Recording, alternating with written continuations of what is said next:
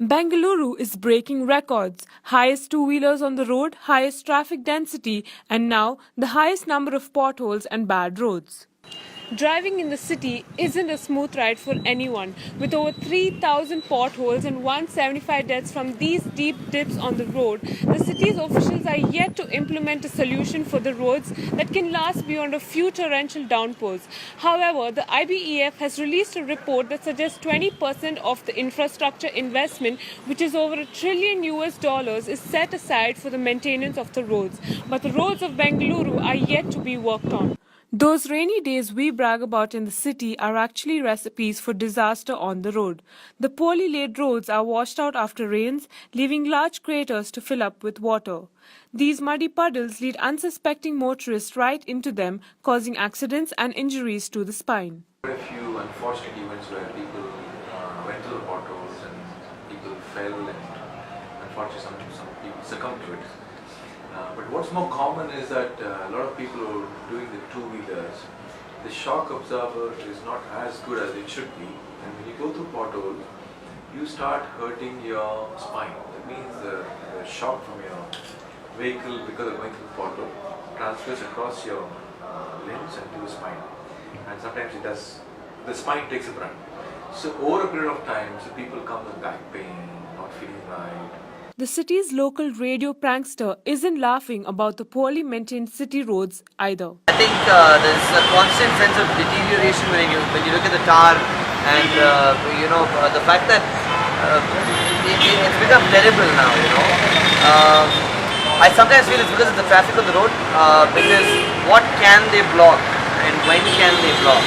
Because there are people all the time. So I think benefit of doubt to the people in charge. Maybe that's the reason why they're not filling these potholes and manholes and these other tiny little craters up. So every time I drive, I feel like I'm over the moon. So how does the city cope with its broken roads? ACP of Traffic Management R. Qasim says police stations take note of which roads need repair. Yeah, basically what we do is periodically we will get the details of the road conditions from the jurisdictional traffic police stations, collect the details and update them to the concerned agency like BBMP, BDA, so that they can take the corrective steps.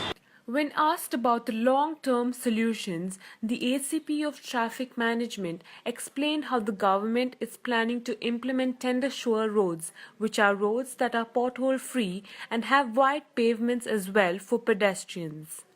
And in fact, newer projects are coming called as white topping of the roads, and we are getting tender-sure roads also. So right now, some 5 tender-sure roads are existing, and the same concept is getting expanded to the entire Bangalore city. Earlier, all the utilities were in the middle of the road. They used to dig and all those things. That used to result into loosening of the bitumen that is available on the road. But in these new roads, I think all the utilities are shifted to the footpath. If you see, there are wide footpaths. The same thing is being mentioned to the entire city. Of course, it will come in the phases. The BBMP declined to comment for this report when asked about the growing concern over potholes. While corrective measures last only until the rains, BBMP has come out with what seems like a creative solution. Soon, people will be allowed to upload pictures of potholes and get paid in return if they aren't fixed in time. I think from a responsible citizen point of view, what we can do is we can maybe try to reduce the traffic on the road by, if you have a four-wheeler, one person should not just be in it. I think carpool if you can. I can't sleep at night, no I'm kidding, I can. But that's because I'm not sleeping on a pothole or in a pothole or on the road. But I hope it doesn't come to a point when we end up not being able to drive in the city. Patience is a virtue, and the citizens of Bengaluru must embrace this because the pace of the traffic and implementation of work are both slow-moving at the moment.